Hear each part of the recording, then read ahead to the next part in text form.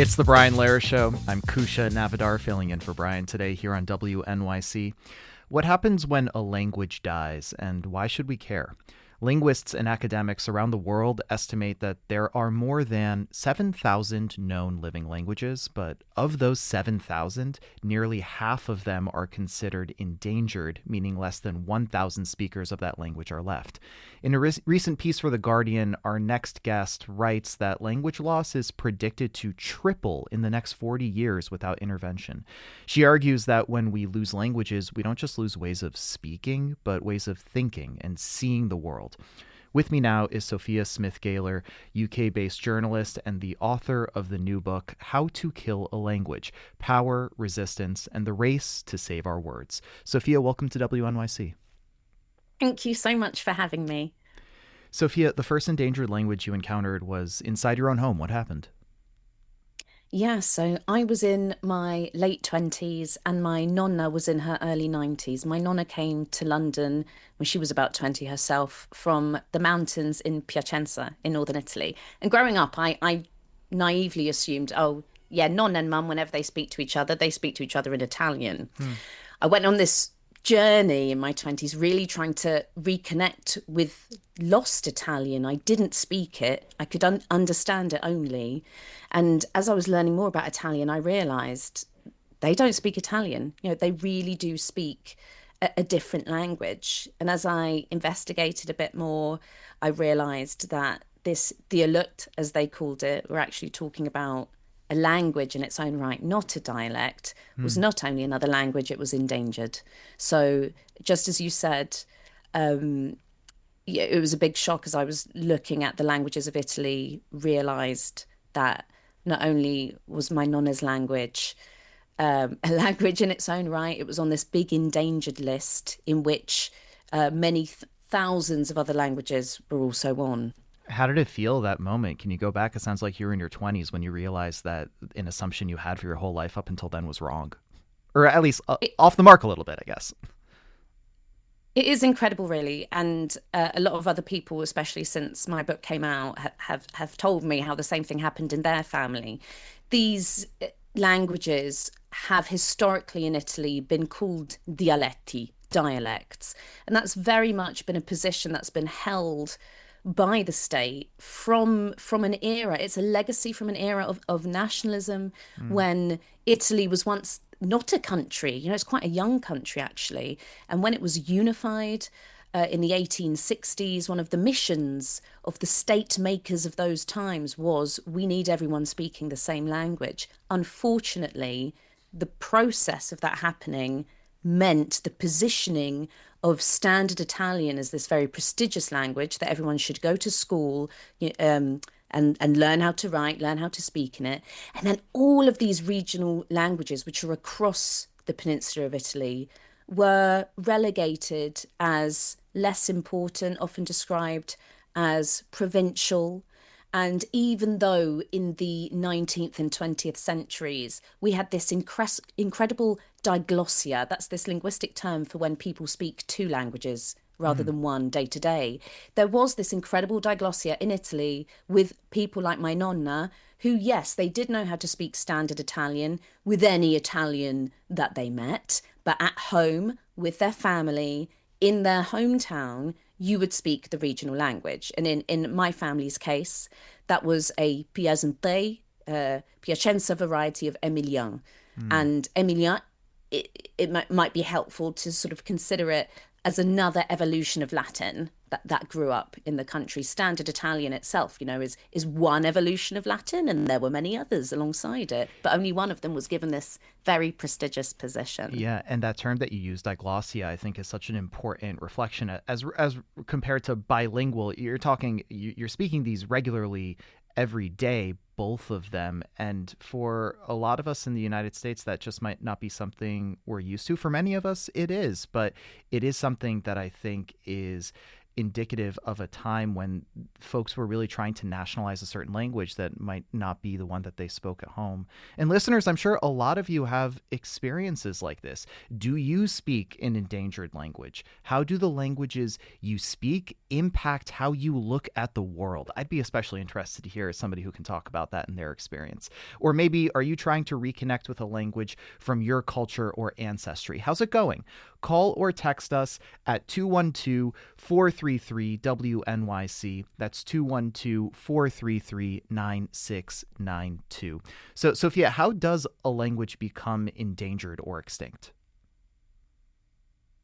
My book looks at how linguicide happens. So I really wanted to pivot the focus with this work because when we talk a lot about endangered languages, the focus becomes the speakers of such languages and why it is sort of they're the last ones left, as it were, as opposed to, hang on a second, languages don't get endangered by themselves, something endangers them. Mm-hmm. So in the chapters of my book, I go through different ways, almost this taxonomy, perhaps, about how linguicide or linguistic erasure or loss happens.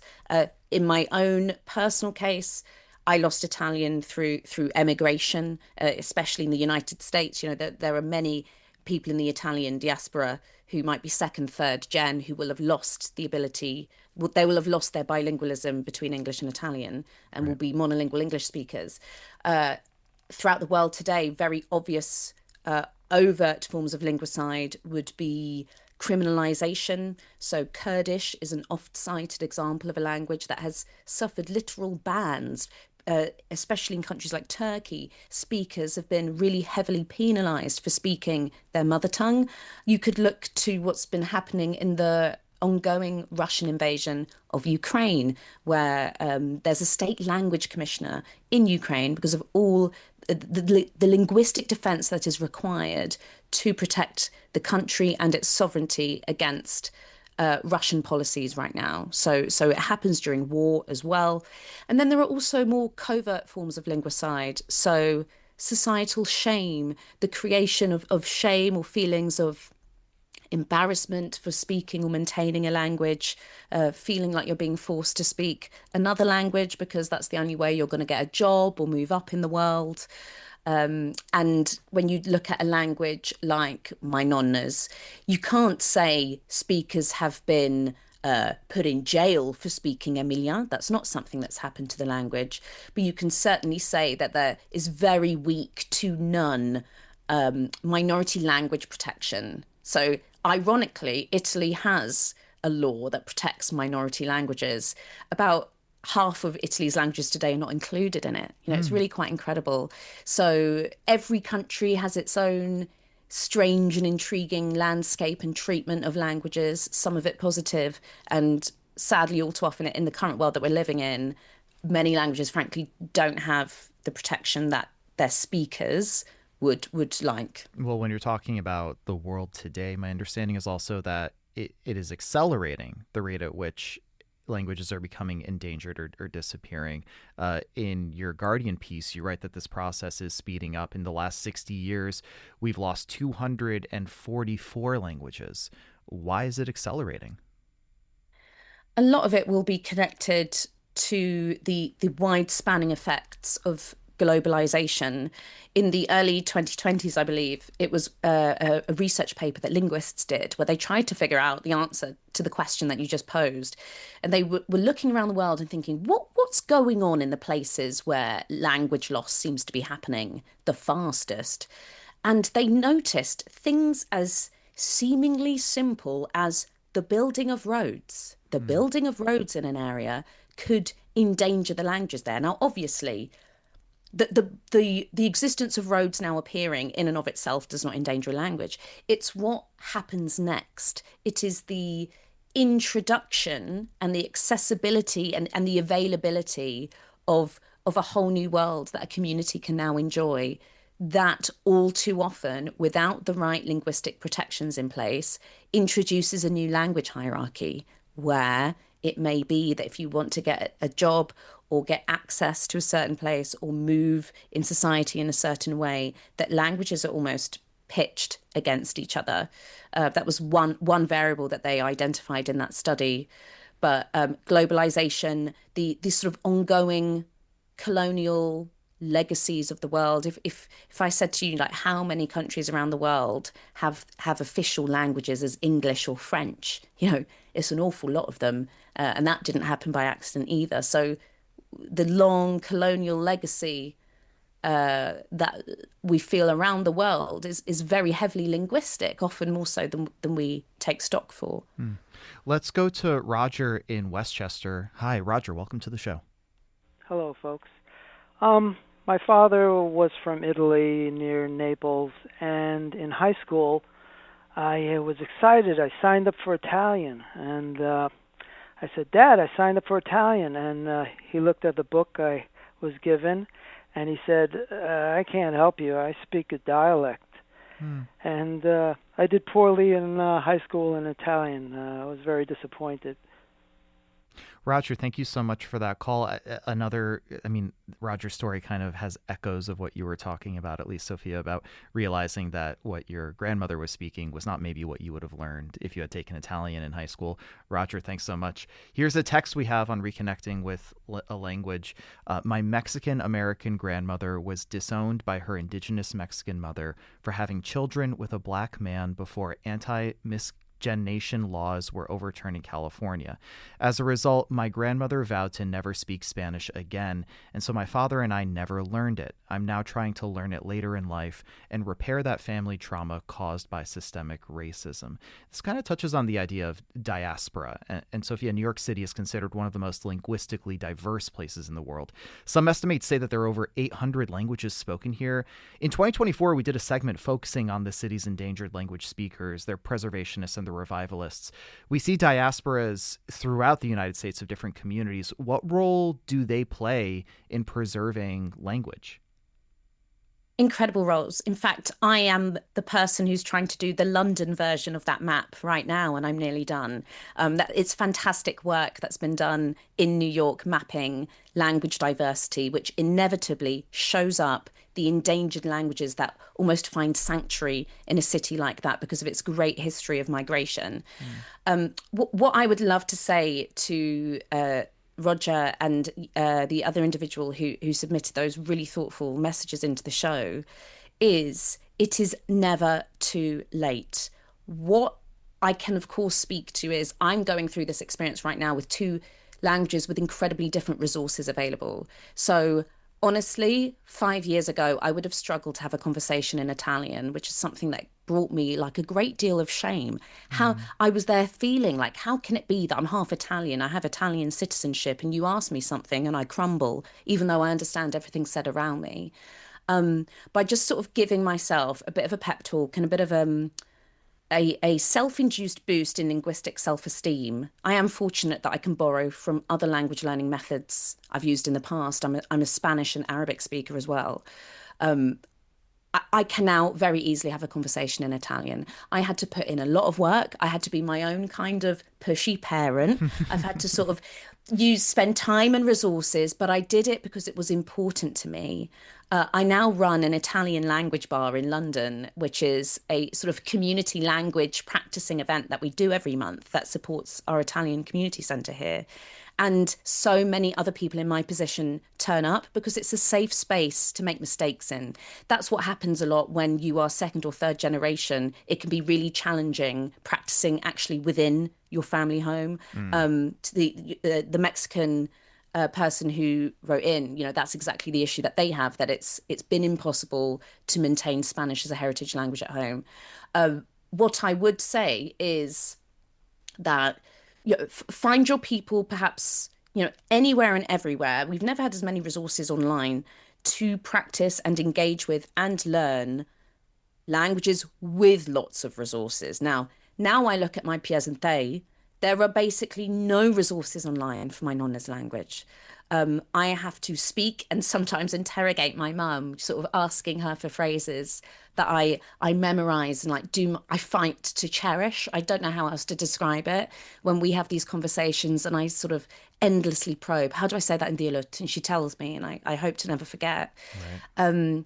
But what ended up actually happening is I've made several trips now back to Piacenza, where there is a very small imprint who publishes books.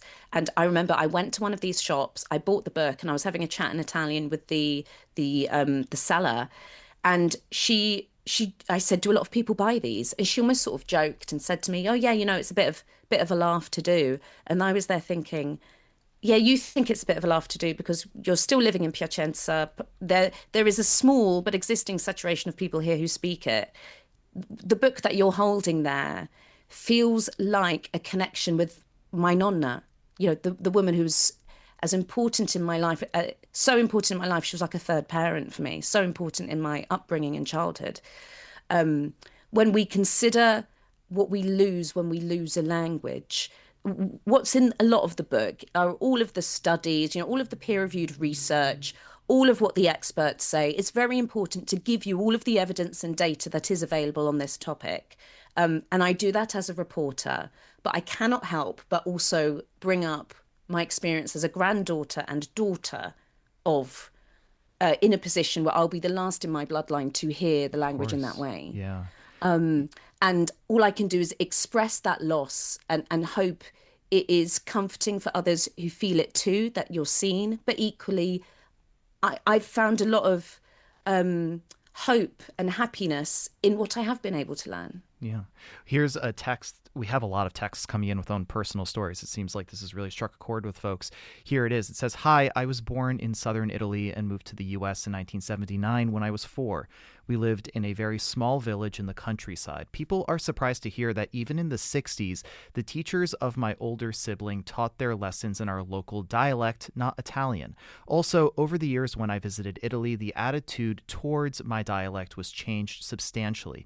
In the 70s and 80s, I was teased and shamed for speaking a dialect rather than Italian, but more recently, relatives and other members of my village have come to appreciate what they are losing, and they're thrilled to speak with me in my local dialect." Antonio, thank you so much for sharing that story. We've also got another text here, Sophia, that I wanted to get your take on. It's asking, is Yiddish perhaps an example of a language being revived after near extinction? Yiddish has a fascinating story behind it. In the book, I have a whole chapter on Hebrew, and I actually also have a whole chapter on Ladino, which could be considered sort of the language of the Sephardic Jewish community in the way we understand Yiddish to be the language of the Ashkenazi Jewish community. And Yiddish absolutely is a language that, if you look even at in the early era of making Hebrew a national language for the sort of future and then present state of Israel, Yiddish was really heavily devalorized. There are examples of in the Israeli press caricatures, really sort of unkind things said about the Yiddish language and its speakers.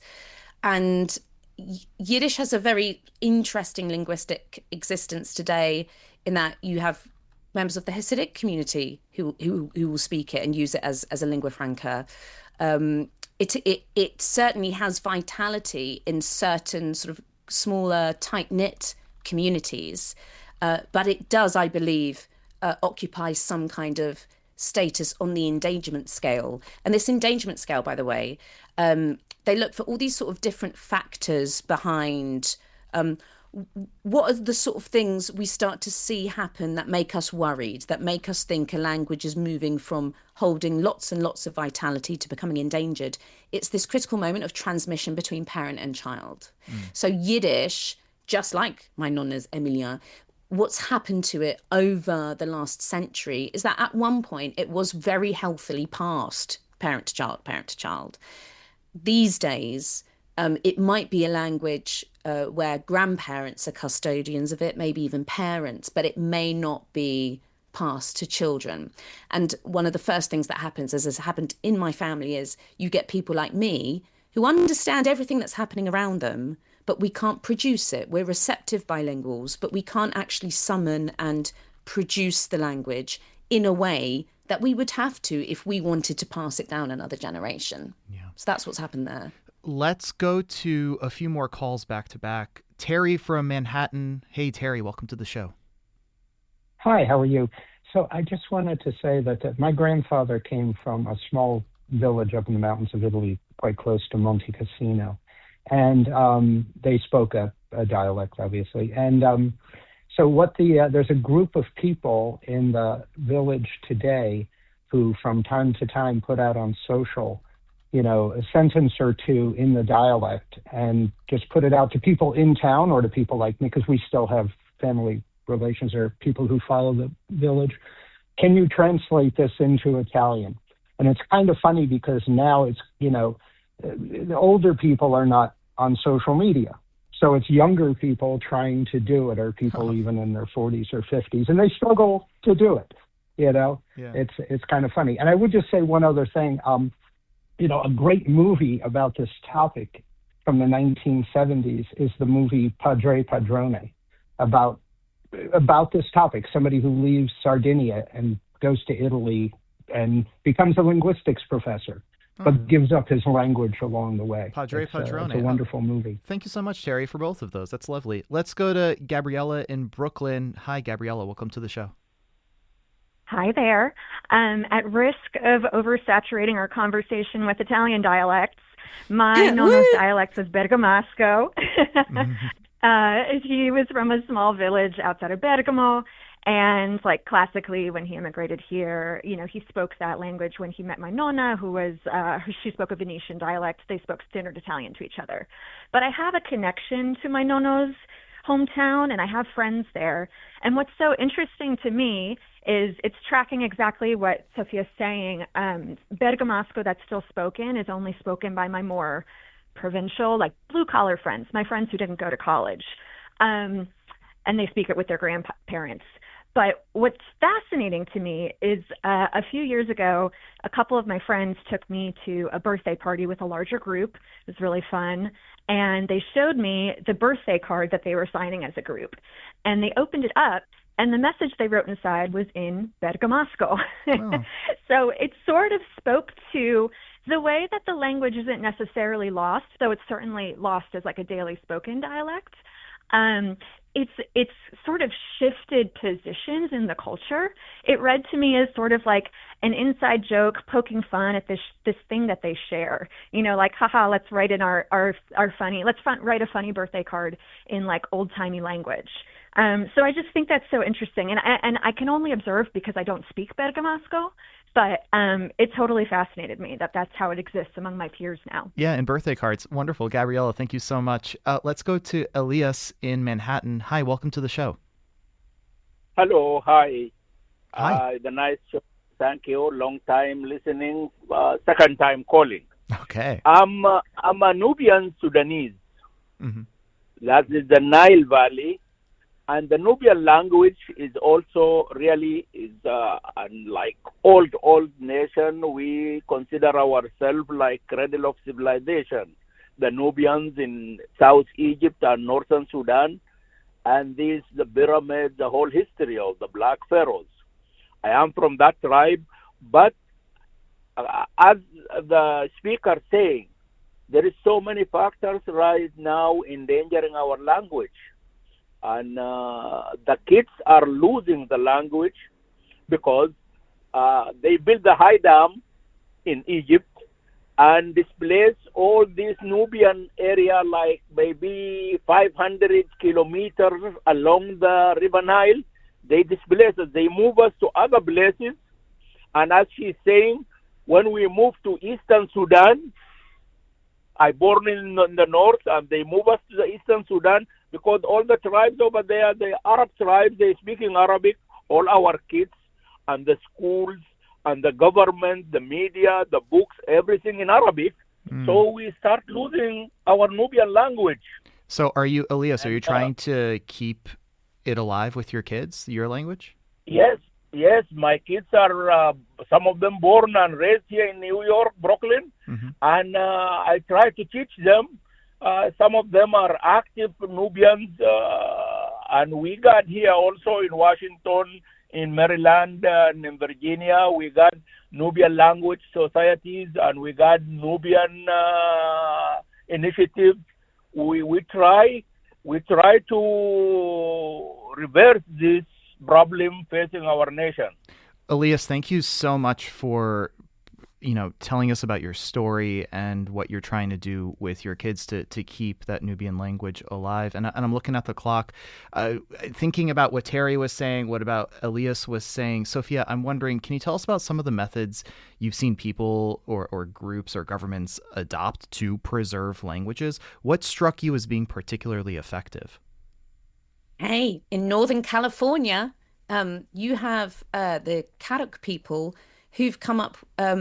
Julian Lang, who is a member of the Karuk Nation, he came up or helped come up with this brilliant initiative that's now been adopted around the world called the Master Apprentice Program. And an elder who speaks the language fluently is paired with a more junior member of the community who does not. And they are paid $15 an hour, both of them, to spend time together and speak the languages. It almost works like a disturbance fee, but just the fact that you're given that tiny little payment means people are sort of able to make the time for it in our very intense, difficult working lives where it's difficult, frankly, to make time for anything. Even that can be the difference. And of course, what it does is it creates another speaker. It enforces the amount of time needed to create another speaker. Anyone, especially if you are a speaker or you are someone who's sort of learning how to read and a language that's important to you, Wikipedia is a fantastic resource. And maybe you can even feel encouraged if you get confident enough to become not only a Wikipedia reader, but a Wikipedia editor. Oh, wow. Exactly. That'd be wonderful. And that's a goal. That's a little goal for me. Oh, I even. love that. We'll have to leave something. We'll have to leave it there. My guest has been Sophia Smith-Gaylor, UK-based journalist and the author of the new book, How to Kill a Language, Power, Resistance, and the Race to Save Our Words. Sophia, thank you so much. Thank you. WNYC's journalism and storytelling is heard by millions of passionate listeners. Sponsors of our programming gain our listeners' attention and their respect. Learn about how your organization can support WNYC and WNYC Studios at sponsorship.wnyc.org.